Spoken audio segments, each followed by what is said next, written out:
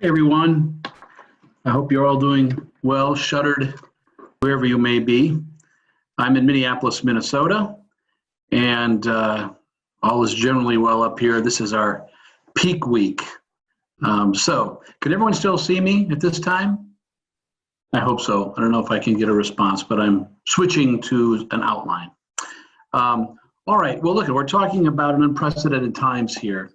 And the unprecedented times, of course, related to the virus. We have an issue right now because there are many artists that are suffering because they cannot tour. This is really quite a profound thing for most artists because, as we know, in the digital era, we don't really have the income replaced from what used to be physical sales to digital streaming yet.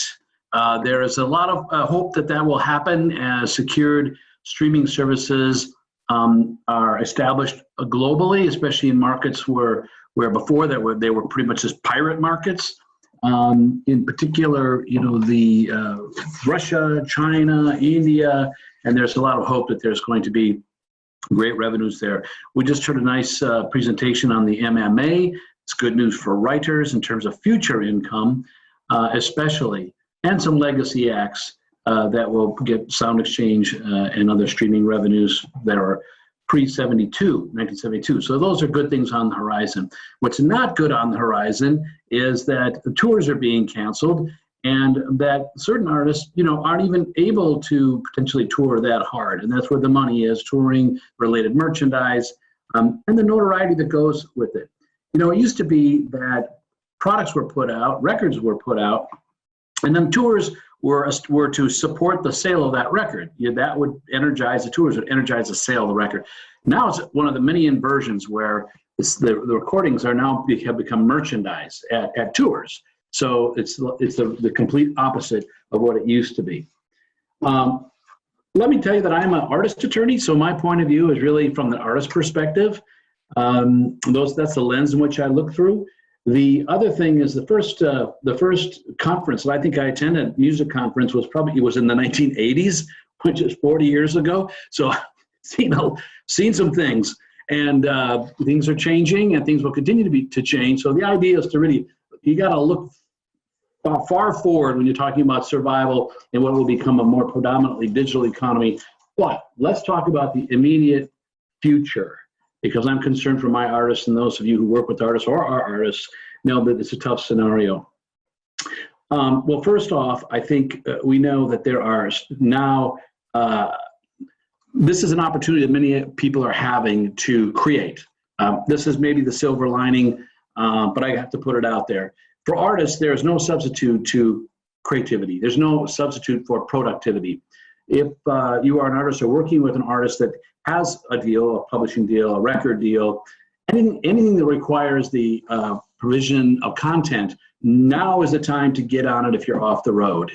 Create that content so that it can be exploited later on. Very important, very hard, to create content when you're touring. So there's an opportunity there. Also, brand building. We know that brand building is an important part of things now. So, whatever you can do online to create a bigger presence, that's great. It used to be that artists really only worried about the art, and that they were focused on that.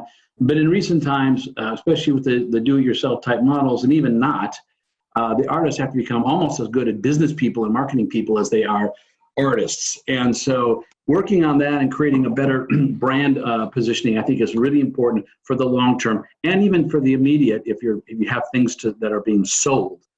So focus on that. Let's talk about bridging the gap in revenues. There are certain artists that I'm working with that actually, are in trouble. They have living at a level of a lifestyle that it's hard to maintain without revenues that come from the road. They may have families, they have other obligations, not unlike any other working person in America or around the world. So what can you do? So there's creative revenue sources. Some have been around for a while. Many of us know what they are. That's the collateralization of your royalty streams, where there are certain companies, sound royalties, Lyric Financial, Royalty Advance, Amvidar, others that have royalty exchange. There's a number of them where you, in one shape or form, collateralize current income streams or copyrights.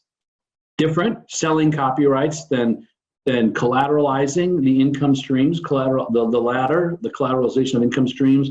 These companies are quicker to accept people with not as good credit, as long as they've got solid royalty streams, and that can be some are by way of a loan, and so that at some point in the future, after the term is over, you may be able to recover those royalty streams at that time. Others are sales models, and it's kind of a seller's market right now. If you work with an artist that has revenues generated from a one-hit wonder or almost hit or kind of hit, and a catalog that has audience, then that can be sold, and that's not a bad option for some, in emergency situations where the artists are young enough to move forward from there and create new content and eventually tour.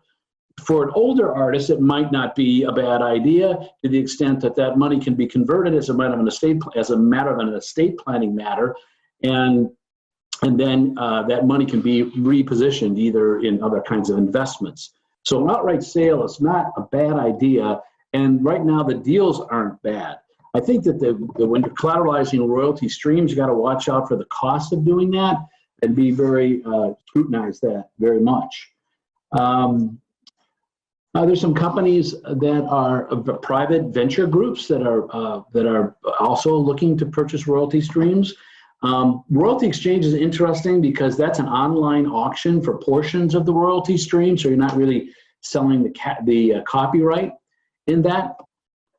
So these are some of the ideas. What's going on online that can help right now? Well, maybe some of you have seen the Travis Scott concert that is available through the Fortnite maker of Epic Games, usually using that gaming platform to host pretty crazy psychedelic types concerts, but with good audio and pretty interesting visual, where in this case Scott is an avatar.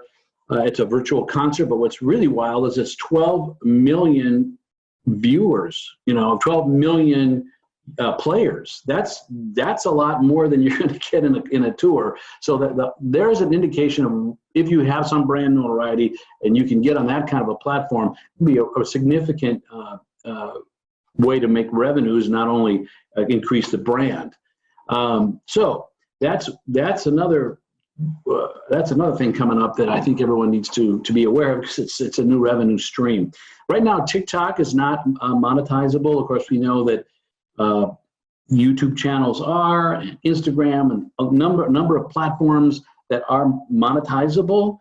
And again, with the right content and with the right brand building and with the right audience building, there are some real opportunities to make some money from those in the short term. None of this is probably as long term. I think for many of the artists they were relying on summer tours. This is a way to kind of band-aid summer. A lot of the tours are just being flat out moved until 2021. I kind of think the last thing that the government is going to encourage are massive outdoor tours where people are singing and sweating and, basically creating a viral shower. I don't think that that's going to happen soon. So we're going to see, I think, tours continue to be pushed back. The smaller venue tours, for those who work with small artists that work with smaller venues, they probably are going to open up earlier, and that might be a good thing for the artists to look for now. So try to find those venues that they could actually get some work out of in regionally. Again, things are very different depending on the size of the artist. I'm really talking more about the artists that are out there trying to make a living, not making a killing. That's really the kind of artist that I think is most at risk right now. None of this is very legal, I understand, but I think it's really the practicalities of what we're seeing, because lawyers are being brought in to advise. Certainly I'm being brought in to advise on the prudence of some of these transactions, especially the ones where there's a copyright or a royalty stream in play. I think there might be a little bit of, at the risk of sounding strong here, vocational testing, where some of the artists who are out there really making a go of it, but maybe don't quite have the vocation, or maybe don't quite have the talent, or maybe don't quite have the support system, might not make it, which is a drag. But I think that those vocations will be tested at this time as well. But I want to go back for my benedictory remarks to say that really creating content now, I think, is the opportunity as people are off the road and are stay at home. Certainly, I'm seeing a lot more studio activity with files being flown about, and creations, really cool creations. Also video. I've seen a lot of great videos that are being filmed at home and putting on YouTube channels and places where money can be made. So these are my observations at this time. And I think for those of us who are in the business side of things, we're going to be seeing more meetings and participating in more meetings that have to do with how we get through the summer, and how do we create a career that transcends the COVID, post-COVID reality. I think that's basically what I wanted to hit. Last comment, closing comment, because I was asked to do this, and I'm very close to the organization, the Entertainment Law Initiative. For those law students out there, there is an annual writing contest that is sponsored by the Recording Academy and its division, the Entertainment Law Initiative, or ELI. If you are a law student and you want to write an article on a current music issue, please check out the Grammy.com website and find Entertainment Law Initiative. The writing happens in January. There's a window of writing opportunity, and the winner, and there are 3, are invited to attend the various Recording Academy events during Grammy Week. It's for those who win, the 3 that win, it's probably the best interview you'll ever have, because there's a luncheon with about 500 potential employers there. So it's a good idea to show up. And I think that the odds are, if you write a great paper, you got a decent chance at winning, and you get a good paper out of it anyway that maybe you can repurpose for academic purposes. But I wanted to pitch the ELI, presented again by the Recording Academy, and it is 11 o'clock, and I am finished. Thank you.